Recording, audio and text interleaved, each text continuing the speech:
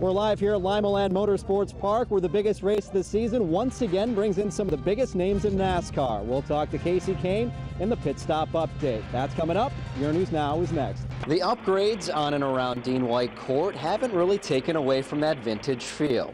They've simply added color. After last season's winless campaign, the coaching staff stressed the significance of conditioning so that in 2010, there's nowhere to go but up.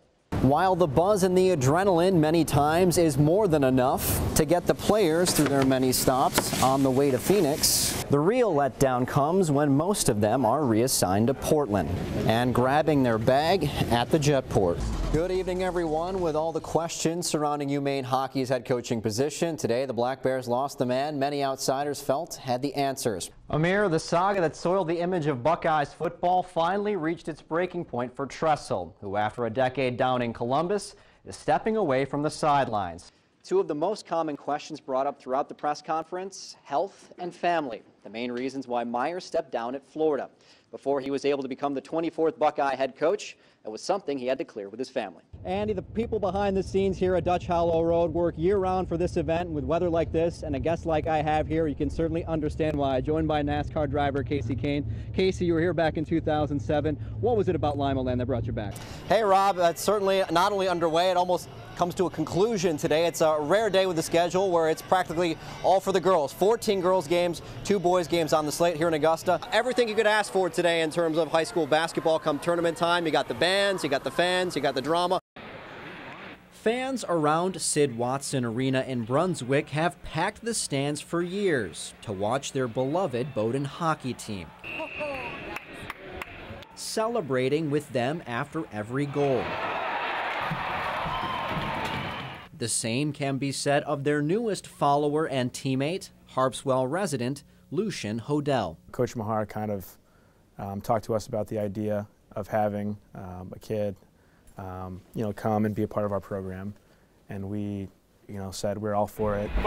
The squad came into touch with Lucian through Team Impact, a nonprofit organization that connects collegiate teams with children facing adverse or life-threatening conditions. Lucian was born with cerebral palsy. It's just a check. It's just an opportunity to reflect and be grateful and thankful for what you're blessed with, and also to make an impact on somebody's life. With Team Impact ties already established at the school, it was a no-brainer that Lucian be linked to the hockey team. A week after being adopted as a 21-month-old from Haiti, Lucian saw his first hockey game in person.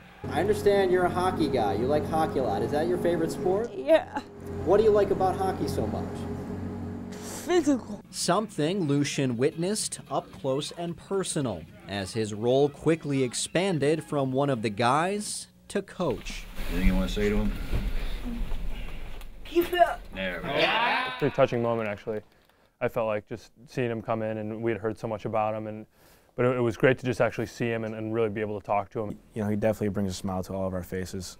He's one of those kids that he enjoys hockey. He loves life. You can tell that big smile on his face. A lot of people think we just get caught up in the W's and L's and the winning, and really these are where I get my victories. The biggest reward, though, belongs to number 28. What's it like to be a part of the Bowdoin hockey team? It's amazing.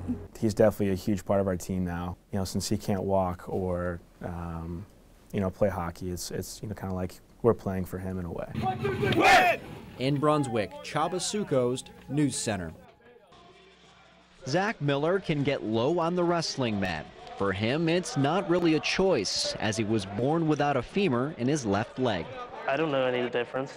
I don't know how it walked with 2 legs and everything. I adapt to everything, no matter what. The sophomore at Kenton had a lot of grappling to do in this, his first season ever wrestling. Having a handicap, he wasn't certain how he'd fare. I thought it was a disadvantage at the beginning of the season. I was like, I probably won't do too good this year. You don't know how hard he's going to work just because of the disability he has. Quickly, he proved he belonged. Taking his beatings, then giving his own. He was able to take away a spot from another wrestler here, and he earned that spot. The biggest thing he beat on the hurdle, to make 160 pounds, he had to lose weight. I don't think he's ever lost weight, you know, in his life. Having conquered the scales, his next opponent was his supposed weakness. That's not your handicap. We're going to make that your strength. He's so low that you can't get in on a leg. I think I'm pretty good at getting up, but he holds me down better than a lot of people do. All that work finally paid off with his first career win a few weeks back. It was cool, but I wanted to win more and get better. Even if I won, I don't care enough. I want to keep on winning. I don't want to lose all the time. I'm a big competitor, so I don't want to ever lose. His endurance through the season and throughout his life serves as a steady reminder, not only to himself, but his teammates. Hey, that leg up! Come on, Zach! Maybe I should work as hard as that kid, and even if he has a disadvantage, it doesn't matter.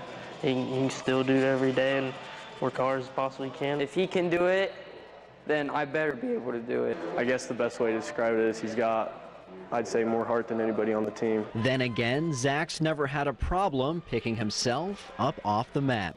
In Kenton, Csaba Sukosd, your News Now Sports. Ohio State split their regular season matchup with Michigan State. They also shared the Big Ten regular season title. However, there would be no split in the final of the Big Ten tourney, where the winner would receive a top seed in the NCAA tournament. Buckeyes seeking their third straight conference tournament title, taking on the Spartans in Indianapolis. In the second half, LB alum Aaron Kraft to Lenzel Smith Jr. with the three ball, 44-42 OSU. Later, Kraft creating again, this time to Deshaun Thomas in the corner. Ohio State's lead at 7. Sparty responds. Brandon Wood capping an 8-0 run. He had a game-high 21. Michigan State back on top by 1. Under 6 minutes to go, Scarlet and Gray down 5. Kraft and Thomas teaming up on the inbounds. All 5 OSU starters were in double figures, Bucks within a bucket. That is Jared Sullinger backing in for 2 of his 18. They trailed 64-62.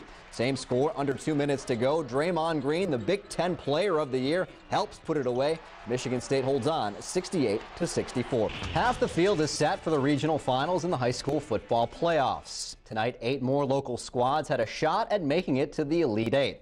Something defending Division VI state champs St. John's have done the previous 3 seasons. Todd Schulte and the Blue Jays up at BGSU's Deutsch Perry Stadium, tackling Tiffin Calvert in their Region 22 semi. Second quarter, no score. Alex Clark airs it out for Tanner Cavalich, who hauls it in deep in Calvert territory. That would lead to Jordan Bergfeld's opening score of the game, 7-0 St. John's. Just over 2 minutes left in the half. Blue Jays on the move again. Super sophomore Tyler Jettinghoff breaking free for the score. DSJ up 14-0 at the half. Second play of the third quarter, Mark Boggs, quick strike to Ryan Denzel, and he does the rest. Racing 40 yards for the touchdown.